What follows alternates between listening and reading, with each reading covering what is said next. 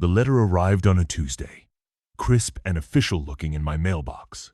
As a disabled veteran who'd found peace at Willow Creek Lakeside Retirement Village, I never imagined the Homeowners Association would try to evict me from the cabin I'd called home for 6 years. This HOA revenge story begins, where many do with a power-tripping board member and a complete disregard for property rights. I'm Mark Jensen, a retired Army sergeant who served 2 tours before an IED ended my military career and left me with a permanent limp and enough PTSD to make crowded places challenging. Willow Creek, with its quiet pine shore-lined lake and modest cabins, had been my sanctuary since I left the service. That is, until the new HOA board, led by Brenda Thompson, a woman I can only describe as the quintessential HOA Karen, decided my existence violated their community standards. The first violation notice came last spring. My cabin, according to them, needed a new roof. Never mind that I'd had it inspected just 6 months prior and received a clean bill of health. When I provided the documentation, they came back with another violation. My porch railing was non-compliant with their updated architectural guidelines. Then it was my storage shed. Then the color of my front door. Have you ever dealt with an HOA that seemed to have it out for you personally? Drop a comment below about your experience.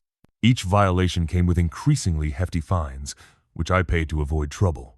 But things escalated when Brenda personally informed me that my cabin was not in keeping with the upscale image Willow Creek was trying to project. She suggested I consider alternative housing arrangements that would be more suitable to my needs. The thinly veiled attempt to push me out because I didn't fit their vision of a wealthy retiree was insulting. I'd saved for years to buy this place outright, using my disability compensation and military pension. My cabin might not have been the largest or newest, but it was mine, a fact I reiterated to Brenda when she suggested I sell. I'm not going anywhere, Brenda. This is my home. Her smile didn't reach her eyes. We'll see about that, Mr. Jensen. The following month brought an official eviction notice, citing multiple irreparable violations and claiming my presence was detrimental to property values. The goal of these people, trying to evict a disabled veteran from his legally owned home over cosmetic issues. That's when I decided to fight back. If you're wondering how to fight HOA bullies, the first step is always knowing your rights. I contacted a local property rights attorney, Tom Reynolds, who agreed to review my case.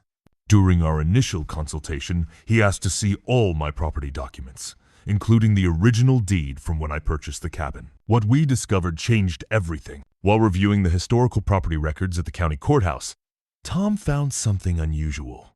My property, according to documents dating back to the 1940s, included not just my cabin and the land it sat on, but also ownership rights to the lake itself and the parcel of land where the HOA Clubhouse now stood. You're telling me I own the lake? I asked, incredulous. And the clubhouse, Tom confirmed, a grin spreading across his face. When the original developer created Willow Creek, they subdivided most of the land, but never officially transferred the lake and clubhouse property. When you bought your cabin, the deed language was never updated to exclude these properties. Legally, they're still yours. The revelation was staggering. For years, I'd paid HOA fees for the maintenance of a lake and clubhouse I apparently own. What's more, the HOA had been generating revenue by renting out the clubhouse for events all on property that legally belonged to me. Have you ever checked your property deed for hidden surprises? You might want to after hearing this story. Make sure to subscribe so you don't miss part 2 of how this all unfolded. Armed with this information, we sent a formal notice to the HOA board, requesting a meeting. I'll never forget the look on Brenda's face when Tom laid out the documentation. This must be some mistake, she stammered, her composure finally cracking. No mistake, Tom replied calmly. Not only does Mr. Jensen own the lake and clubhouse, but your HOA has been collecting fees for their maintenance while generating revenue from their use. We calculate that amounts to approximately $47,000 in unjust enrichment over the past 6 years. Brenda's face turned crimson. This is ridiculous. We'll fight this. We have lawyers. So do we, Tom said, sliding a lawsuit summons across the table. And we're filing for not only compensation but also termination of all HOA authority over Mr. Jensen's property, plus legal fees. The HOA's response was swift and petty.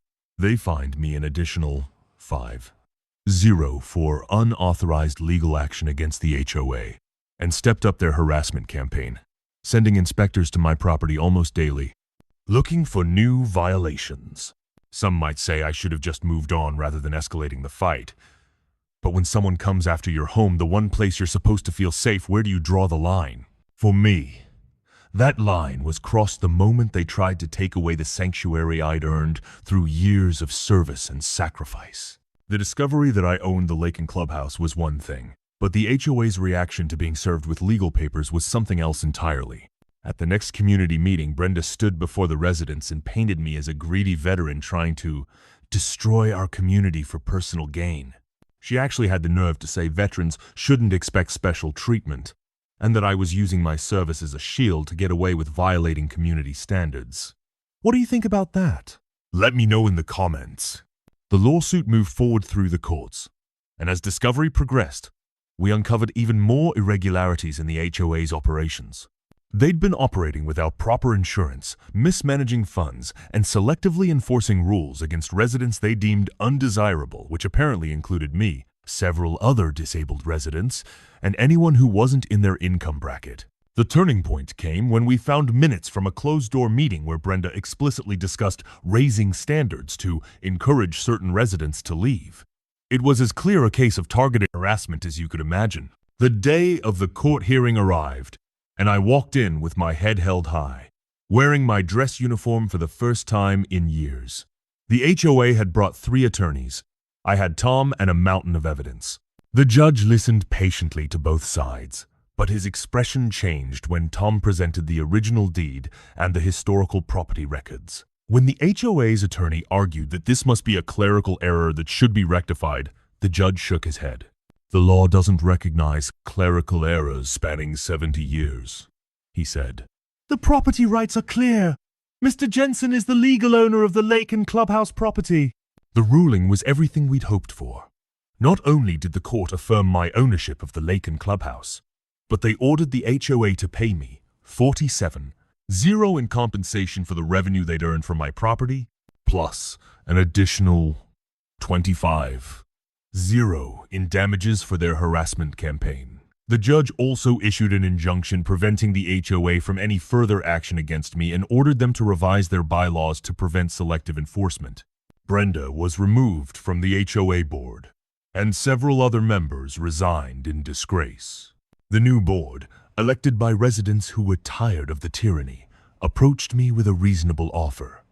They would pay me a modest annual lease for the lake and clubhouse, and in return, I would allow residents to continue using them as they always had.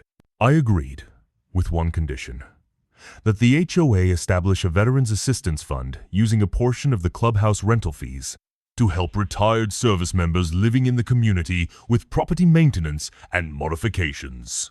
Today, life at Willow Creek is different. The lake where I fish every morning is officially mine, though I share it willingly with neighbors who respect my rights. The clubhouse hosts community events and veterans support groups, and my cabin, it stands unchanged, a testament to the importance of standing up for your rights. They thought they could push a disabled veteran out of his home, but they didn't know who they were dealing with. This HOA revenge story ended with justice, not just for me, but for the entire community that suffered under the previous board's reign of terror. If you're facing HOA drama, remember that knowledge is power. Check your property deeds, understand your rights, and don't let bullies intimidate you. Sometimes, the most satisfying revenge comes not from retaliation, but from using the system to restore what's rightfully yours. Justice isn't just about winning in court, it's about restoring dignity when others try to take it from you. This HOA revenge story proves that even the little guy can win against the system when armed with truth,